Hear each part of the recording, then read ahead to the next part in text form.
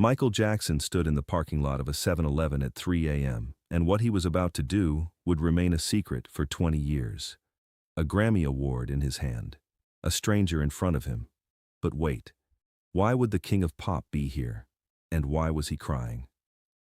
March 2nd, 1988, Los Angeles. 7-Eleven on Sunset Boulevard. Michael Jackson had just left the Grammy Awards. He'd won Best Pop Vocal Performance. Thriller era, height of his fame.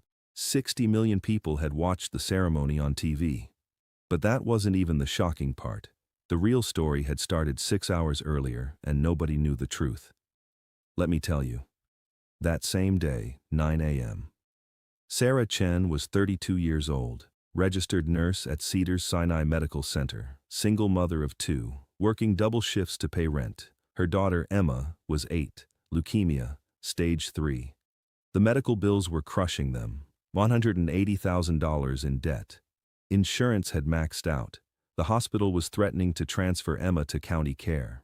"We can't continue treatment without payment," the billing department had said that morning. Sarah sat in the hospital parking garage and sobbed. Her shift started in 10 minutes. She couldn't fall apart. Not now. She wiped her face, went inside, put on her scrubs, smiled. "How are we today, Mrs. Rodriguez?" Sarah asked her patient. "Better now that you're here, dear." Sarah was assigned to the VIP wing that night. Private rooms, security everywhere. "We have a special guest," her supervisor said. "Confidential. No photos, no talking to press." Room 4111. Sarah knocked. "Come in." Michael Jackson was sitting on the bed, not as a patient, as a visitor. His nephew was in the bed. Jordan, 15 years old, broken leg from a car accident, minor injuries. He'd be fine. But Michael looked exhausted, devastated. "Can I get you anything?" Sarah asked. Michael looked up. His eyes were red. "I'm sorry, what? Water? Coffee?" "No, thank you." He paused. "Actually, yes. Can you just talk to me? About anything. I need to hear a normal voice." Sarah sat down. This wasn't protocol, but something in his voice. "What do you want to talk about?" she asked. "Tell me about your day," Michael said.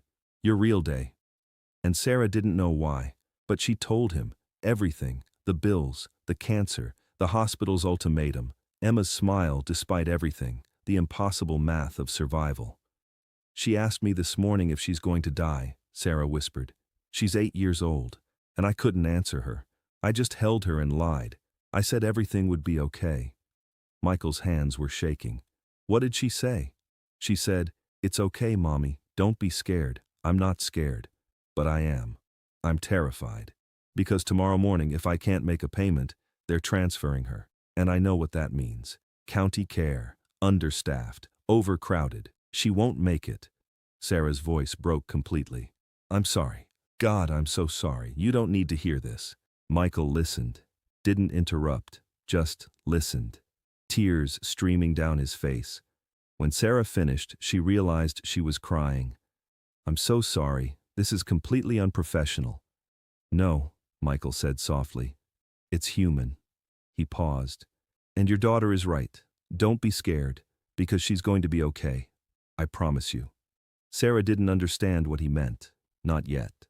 Sarah left the room, embarrassed. She'd just unloaded on Michael Jackson. Her shift ended at 11 p.m. She went to check on Emma in pediatric oncology, kissed her forehead. "Mommy has to go home for a few hours. I'll be back in the morning."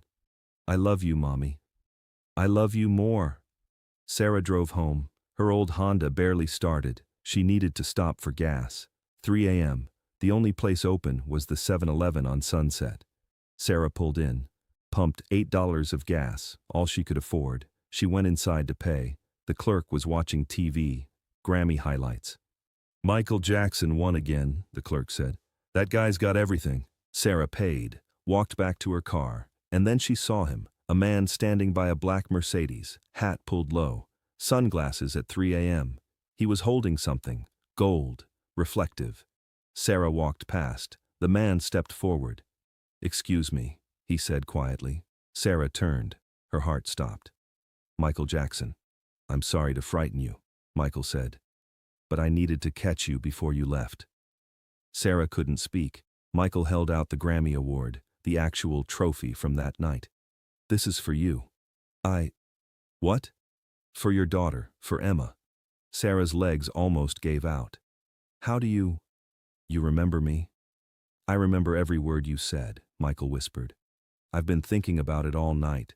During the ceremony, during my speech, during everything, I kept seeing your face, hearing Emma's question, 'Am I going to die?' And I couldn't stop thinking, someone has to help, someone has to do something. Mr. Jackson, I can't. Please, let me finish." Michael's voice cracked. "When I was a kid performing with my brothers, we had nothing. I watched my mother work herself to death trying to keep us alive, and nobody helped, nobody saw us. We were just entertainment." He held the Grammy closer to Sarah. "I can't give your mother those years back, but I can see you now. I can help Emma now." Sarah was shaking. "This is your Grammy Award." "No," Michael said. "It's Emma's. Sell it if you need to. Keep it if you want to. But inside the base there's an envelope. Open it when you get home." He placed the Grammy in Sarah's hands. The weight of it. The gold. "Why?" Sarah whispered. "Because someone has to break the cycle," Michael said. "Someone has to say, 'I see you. You're not invisible. Your daughter matters.'" A car pulled up. Michael's security. "I have to go," Michael said. "The award is legally transferred. My lawyer handled it. It's yours. No strings." "Mr. Jackson." But he was already in the car, gone into the night. Sarah stood in that parking lot for 20 minutes, holding a Grammy Award, crying. She drove home, her hand shaking so badly she almost crashed twice. Inside her apartment, Sarah looked at the Grammy. There was a small panel at the base. She opened it. An envelope. She pulled it out, opened it. A cashier's check, made out to Cedars-Sinai Medical Center. Patient, Emma Chen. The amount, $300,000. Sarah's vision blurred. Emma's entire treatment. The transplant. The medications. Years of follow-up care. Everything. Paid. Tomorrow at 9 a.m. they were taking Emma to county care. Not anymore. Sarah collapsed on her kitchen floor, screaming, sobbing, shaking. Her neighbor knocked on the door. "Sarah, are you okay?" Sarah couldn't answer. She just held the check and the Grammy and cried.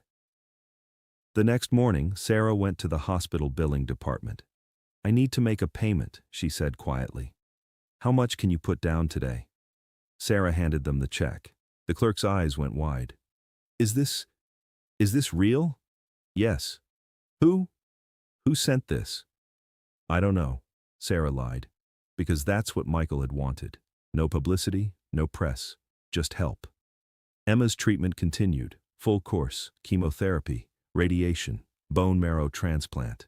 18 months later, Emma was in remission. Sarah kept the Grammy on her mantle, never told anyone the story. Michael had given her a gift, yes, but more than that, he'd given her dignity, privacy, the right to just be helped without becoming a headline. Years passed. 1990, 1995, 2000. Emma grew up, healthy, strong, graduated high school, went to nursing school, just like her mom. "Why did you become a nurse?" people would ask Emma. "Because someone saved my life," she'd say. "And I want to pass it on." Sarah never told Emma about Michael Jackson. Never told her about that night. "Sometimes angels don't have wings," Sarah would say. "Sometimes they just show up when you need them most." June 25, 2009. Sarah was 53 years old. Still a nurse. Emma was 29, working at the same hospital. Sarah was at work when her phone started buzzing. News alerts. Hundreds. Michael Jackson dead at 50. Sarah left her shift, drove home, sat in her living room. The Grammy was still on the mantle. 21 years later, she took it down, held it, and sobbed. That night, Emma came over, found her mother crying. "Mom, what's wrong?" Sarah looked at her daughter. Healthy, alive. "Here. I need to tell you something," Sarah said. "Something I should have told you a long time ago." And Sarah told her. Everything. The hospital, the 7-Eleven, the Grammy, the check, Michael Jackson at 3 a.m. in a parking lot. Emma stared at the Grammy. This is from him?" "He saved your life," Sarah whispered. "He saved both of us." Emma picked up the Grammy, read the engraving. Best Pop Vocal Performance 1988, Michael Jackson. Why didn't you ever tell me? Emma asked. Because he didn't want credit, Sarah said. He just wanted to help. Quietly. Privately. Like it should be. Emma sat next to her mother, both of them holding the Grammy, both of them crying. We have to tell people, Emma said. No, that's not what he wanted. Mom, he's gone, and the world thinks he's a monster. All the accusations, the headlines, the hate, but we know the truth. We know who he really was. Sarah looked at the Grammy, then at her daughter. Okay, she said. We'll tell them. 3 days later, Sarah and Emma held a press conference. Sarah held up the Grammy, cameras flashing everywhere. In 1988, Sarah said, her voice shaking, Michael Jackson gave me this Grammy Award in a 7-Eleven parking lot at 3 in the morning. He also gave me a check for $300,000 to save my daughter's life. He asked for nothing in return, no publicity, no credit, just privacy. The room erupted with questions. Can you prove this? Why didn't you come forward sooner? Are you looking for compensation from the estate? Sarah's hands tightened on the Grammy. Emma stood up beside her. My mother kept this secret for 21 years, Emma said, her voice shaking. Not for money, not for fame, because Michael Jackson asked her to. Because he understood that real kindness doesn't need an audience. And now you're sitting here asking if we want compensation. We're here to tell you who he really was. A reporter in the back stood up. But why now? Why after all these years? Because he's gone, Sarah said quietly. And the world is calling him a monster. But I know the truth. I was there, at 3 a.m. in a parking lot, with a man who saw a stranger breaking apart and chose to help. No cameras, no publicist, just humanity. Sarah had everything: the Grammy's legal transfer documents, the cashier's check receipt, hospital records showing the payment, security footage from the 7-Eleven showing a black Mercedes in the parking lot at 3:14 a.m. on March 2, 1988. CNN ran it as breaking news. Michael Jackson's secret life of kindness. NBC did a special investigation, and then other people started coming forward. Michael Jackson paid for my son's funeral. $15,000, anonymous donation, 1991. He bought my family groceries every month for 2 years. We never knew who. Found out later it was him. He paid my college tuition. 4 years. Full ride. I thought it was a scholarship. It was Michael. Journalists dug deeper. The numbers came out. Michael Jackson had made 284 documented anonymous charitable donations between 1985 and 2009. Total amount, over $47 million. All private, all quiet, all through lawyers and trusts. He had one rule, his estate lawyer said in an interview. Never publicize it, never use it for image, just help. Rolling Stone magazine ran a cover story. The Man We Didn't See. Oprah did a special. Michael's secret mission. Emma was invited to speak. My mother and I kept this secret for 20 years, Emma said on camera. Because that's what Michael wanted. But now I'm a nurse. I save lives every day. And I do it because someone saw my mother falling apart in a hospital parking lot and decided to help. Not for fame, not for credit, for humanity. The interviewer asked, "What do you want people to know about Michael Jackson?" Emma held up the Grammy. I want them to know that this trophy meant something to him. He won it, he earned it, and he gave it away to a stranger in a parking lot because her daughter was dying. That's who he was. 6 months later, the Grammy Museum created a new exhibit. Grammy Award, Best Pop Vocal Performance 1988. Originally awarded to Michael Jackson, given to Sarah Chen at 3 a.m. in a 7-Eleven parking lot. Now returned to public display with Sarah and Emma's blessing. The plaque underneath says, "Sometimes the greatest performance is the one nobody sees. Michael Jackson, 1958-2009. He saw us when we were invisible."